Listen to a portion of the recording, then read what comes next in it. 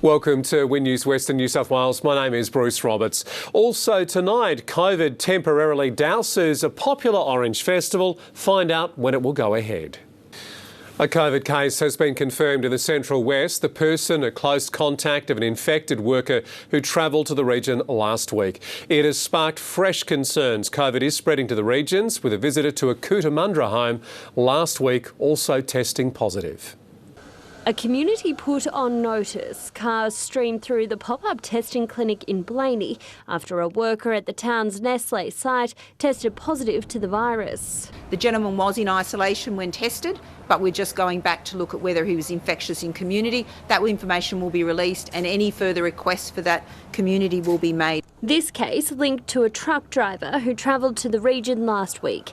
Health authorities have warned the virus is circulating in communities, establishing additional testing sites in Bathurst, Orange, Parkes and Molong. Similarly, a visitor to the Riverina has put Cootamundra residents also on alert. The person went to a home in the town on Friday before testing positive, both incidents prompting concerns the virus could quickly spread to the regions. We've got to do our very best that unless you really need to be heading to those areas, like the Deputy Premier said, you just shouldn't be heading there.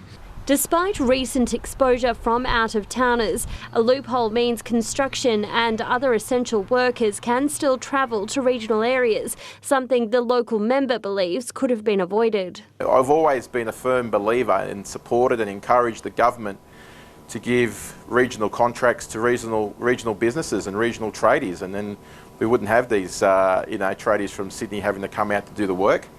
The Premier putting the pressure back on employers to make sure workers are doing the right thing. In regional New South Wales, where those activities are still allowed to continue, please make sure you have very stringent COVID-safe plans in place, not just on paper, not just when officials turn up to make sure you're doing the right thing, but 100% of the time. Samara Gardner, Win News.